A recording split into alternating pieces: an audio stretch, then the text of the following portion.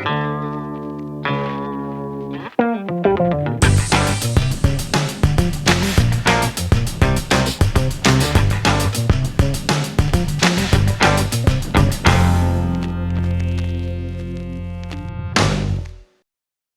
Romain Pointolas.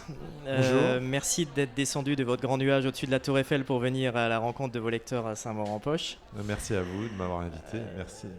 Je vais vous présenter très rapidement. Vous avez rencontré un succès foudroyant avec l'extraordinaire voyage du fakir qui était resté coincé dans une armoire Ikea. Je l'ai dit sans respirer.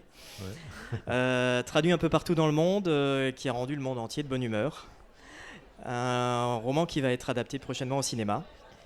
Vous avez récidivé en 2015 avec La petite fille qui avait avalé un nuage grand comme la Tour Eiffel. Décidément, vous aimez les titres longs. Ouais. Je vais citer rapidement votre bio, puisque vous avez exercé des métiers particulièrement insolites. Vous avez été DJ, compositeur, professeur de langue, traducteur interprète, steward, voix pour méthode de langue, nettoyeur de machines à sous, employé de navigation aérienne et dernièrement lieutenant de police. Et comme vous ne faites décidément pas les choses comme les autres, vous allez sortir un deuxième roman en 2015 qui sortira fin septembre. Voilà, le 30 septembre, ouais, il sort. 2 livres dans l'année. 2 livres dans l'année, c'est rare. Romain, vous écrivez partout, sur votre téléphone, dans le train, sous la douche. Ça vous arrive d'écrire à un bureau ?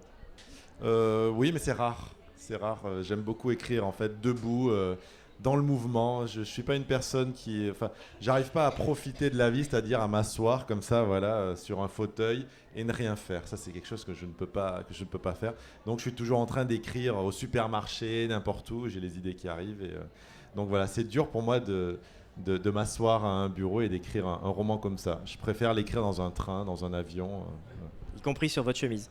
Y compris sur ma chemise, voilà. Alors je l'ai pas aujourd'hui, évidemment, on me dit toujours ta chemise et tout ça, mais elle a craqué. À force de la mettre, elle s'est complètement déchirée. Et donc voilà, je l'ai mise dans mon musée, on va dire. Est-ce que vous avez fait le compte de toutes les traductions qui ont été faites pour le fakir ou la petite fille ? C'est assez impressionnant. Ouais, le fakir, c'est 37 langues. La petite fille, pour l'instant, c'est 16 langues.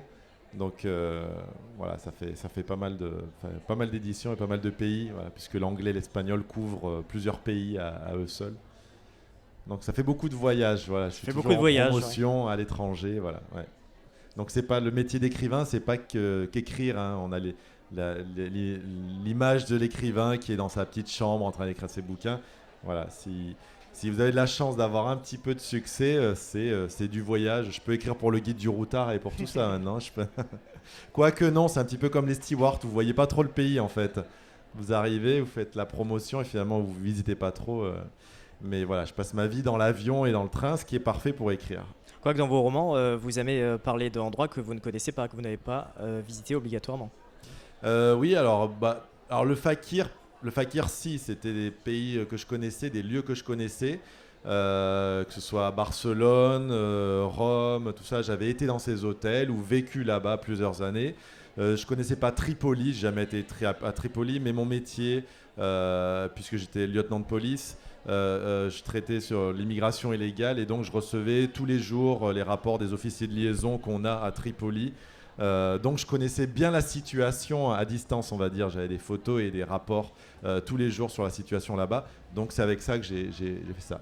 Dans La petite fille, bon, c'est Marrakech, je connais bien Marrakech et tout, mais c'est vrai que c'est pas la peine pour moi de connaître le pays ou la ville. Même au contraire, des fois, je préfère me l'imaginer que de la voir en vrai. Alors il me suffit juste de Google Maps pour un peu situer mes personnages et la ville et quelques petits détails et puis c'est tout. Le reste, c'est de l'imagination. Parce que quand on écrit un livre, quand on écrit une histoire, on n'est pas là pour être dans le détail, à moins qu'on s'appelle Émile Zola et que là on reconstitue, on recrée directement tout ça. Mais moi je préfère juste donner des petits coups comme ça de peinture et laisser les lecteurs s'imaginer leurs personnages et leur histoire. Alors Romain Puertolas, la personne, vous êtes toujours de bonne humeur. A priori, ce serait génétique, ça viendrait de votre grand-père. Oui, c'est vrai, ça vient. Les Puertolas sont comme ça. Mon grand-père était un optimiste, un optimiste né. Il était heureux de tout, de tout. Il pouvait lui arriver les pires trucs. Il était toujours content. Ma mère est pareil. Et puis j'ai hérité de ça, de ce gène C'est marrant parce que j'ai hérité du gène de ma mère, pas de mon père. Mon père est plus dans la vie, il se sent victime un petit peu de tout. Et mais j'ai hérité de ma mère. C'est mieux. Dans la vie, ça fait plus de bien d'être toujours heureux et de tout faire avec un sourire. Ça m'a ouvert énormément de portes, hein. Je dis la recette, quand on me dit la recette de la réussite dans la vie pour avoir tous les boulots que vous voulez et tout ça, c'est les langues, apprendre des langues et sourire. Et avec ça, moi, j'ai eu toutes les portes qui se sont ouvertes. Dans vos deux romans, vous avez un humour décalé que je trouve personnellement assez irrésistible. Alors, c'est un don de naissance, ça se travaille, comment vous faites? Bah c'est pareil, je suis né avec le gène du bonheur et donc le gène de l'humour. Alors du rire, j'en sais rien, mais de l'humour, je sais pas, mais en tout cas c'est ma vision à moi de voir les choses. Et je savais pas que c'était humoristique, mais j'ai toujours, je me suis jamais pris au sérieux et les choses sérieuses m'intéressent pas. Enfin bon, je les vois, mais ça m'intéresse pas. Je préfère les gens qui ne se prennent pas au sérieux et qui amènent des choses sérieuses, mais sous l'humour. Ça m'empêche pas d'être responsable, de toujours faire mon travail de manière très responsable et tout, mais dans la bonne humeur. Voilà, j'ai toujours essayé d'insuffler dans toutes les professions où j'étais de la bonne humeur. Je trouvais que ça manquait. Les gens, ils sont super sérieux, très carrés, tout ça. Mais on peut être carré et à la fois faire les choses en riant. Donc oui, j'ai toujours eu ça. Et j'ai mis dans mes livres cette vision du monde un petit peu décalée, humoristique. Et puis je trouve que c'est beaucoup plus puissant de parler de choses tristes de manière humoristique et fraîche qu'en pleurant et qu'en disant les choses sérieusement. Justement, ça ne vous empêche pas effectivement de parler de sujets graves dans vos romans. Il faut dire que qu'en tant que lieutenant de police, vous avez pu côtoyer des situations difficiles, vous l'avez dit juste avant. Est-ce que c'est aussi important pour vous d'intégrer ce genre de thématiques dans vos romans, malgré le côté humoristique et... Ah ben, oui, j'en parlais là, il y a quelques instants avec une collègue. Je disais effectivement... nous, enfin, dans la police, nous, ce qu'on voit, c'est le mauvais côté Enfin, on voit des bons côtés, mais c'est en gros le mauvais côté de l'humanité. Le pire dont est capable l'humain, généralement.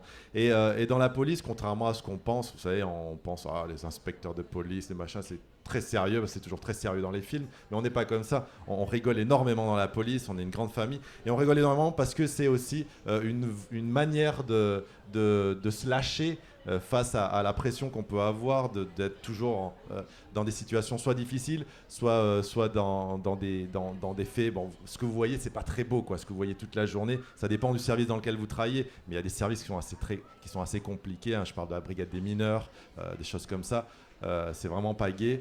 Et donc, on a besoin de rigoler, donc on rigole énormément et voilà, et ça fait du bien.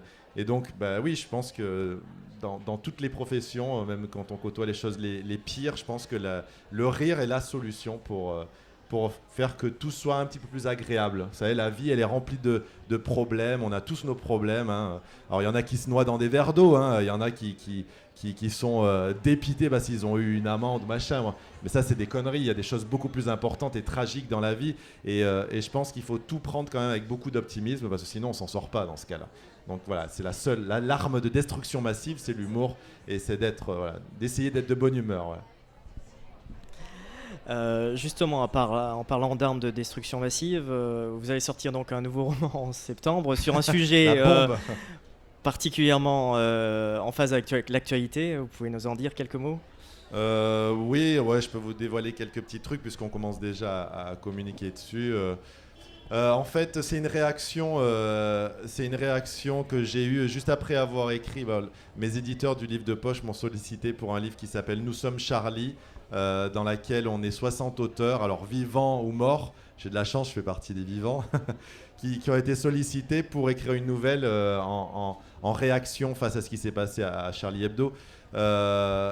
J'ai écrit donc une nouvelle là-dessus. Et après, j'ai eu envie de continuer un petit peu, mais passer un petit peu ce qui était Charlie Hebdo, qui est vraiment quelque chose qui s'inscrit dans un grand mouvement. C'est ce qui se passe en ce moment avec Daesh, l'État islamique, tout ça. Et j'ai voulu moi aussi donner une réponse à ça, parce que c'est vrai qu'on voit tous les jours des violences, des meurtres. Il y a des choses qui sont faites, mais pas énormément. Et j'ai voulu changer, ce que j'essaye toujours dans mes livres, c'est de changer le monde et de corriger un petit peu le monde.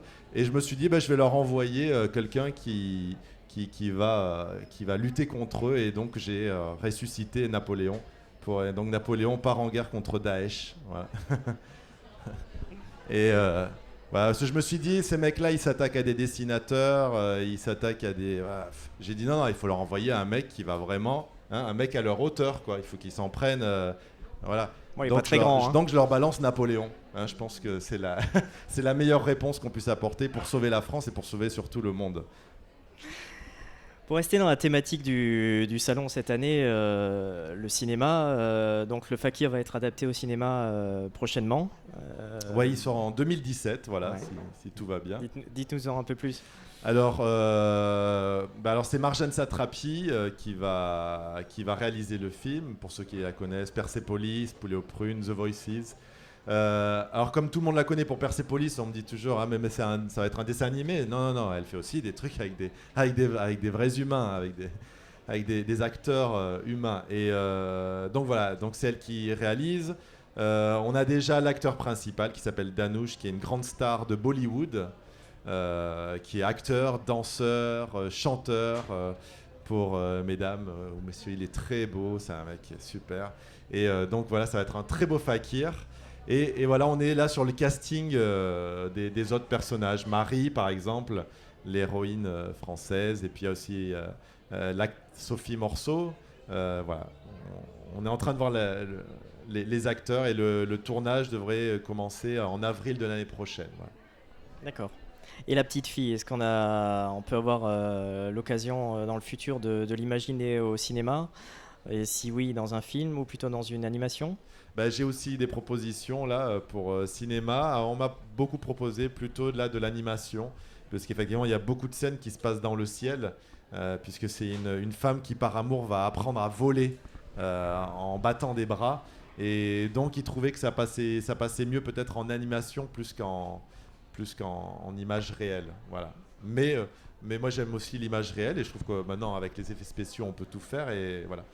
Ça pourrait ne pas paraître ridicule, parce que c'est vrai, quand on le lit, on y croit. Hein. C'est pas Mary Poppins ni Superman. Hein. Elle va apprendre vraiment en faisant ça. Elle va s'élever comme ça. C'est vrai que quand on le lit, on peut y croire et tout, mais quand on le voit, on pourrait peut-être dire c'est un peu ridicule, hein, de battre des bras comme une poule pour monter. Mais je pense qu'on peut le faire, hein, avec des bons effets spéciaux, et ça pourrait aller.